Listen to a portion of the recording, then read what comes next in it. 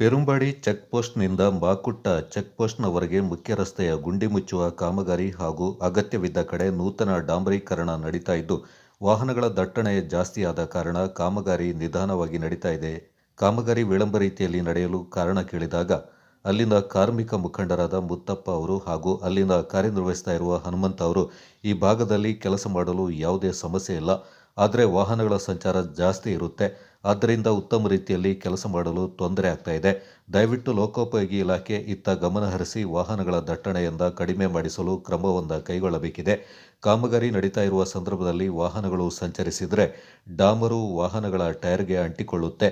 ಆದ್ದರಿಂದ ಕಾಮಗಾರಿಗೆ ವಾಹನಗಳ ದಟ್ಟಣೆಯಿಂದ ಕಡಿಮೆ ಮಾಡಿಸಿದರೆ ಮಾತ್ರ ಉತ್ತಮ ಹಾಗೂ ಗುಣಮಟ್ಟದ ಕಾಮಗಾರಿ ನಡೆಯಲು ಸಾಧ್ಯ ಎಂದರು. ವಿರಾಜಪೇಟೆ ಶಾಸಕರಾದ ಎಸ್ ಪೊನ್ನಣ್ಣ ಅವರ ಹೆಚ್ಚಿನ ಮುತುವರ್ಜಿಯಿಂದ ಈ ಕಾಮಗಾರಿಗೆ ಹಣವನ್ನು ಬಿಡುಗಡೆ ಮಾಡಿಸಿ ಉತ್ತಮ ಗುತ್ತಿಗೆದಾರರಿಗೆ ಕಾಮಗಾರಿ ನಡೆಸಲು ಸೂಚಿಸಿದ್ದಾರೆ.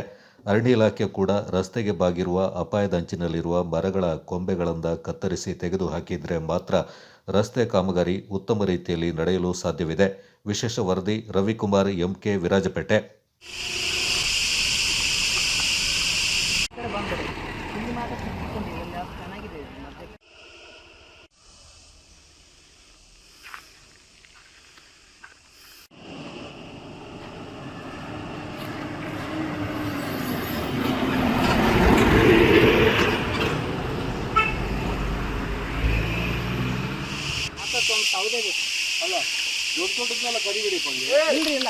ಯಾವಾಗ ಸ್ಟಾರ್ಟ್ ಆಗೋದು, ಯಾವಾಗ ಮುಗಿಯೋದು? ಈ ಕೆಲಸ ಇಷ್ಟು ನಿಧಾನವಾಗಿ ಮಾಡ್ತಾ ಇದ್ದೀರಲ್ಲ.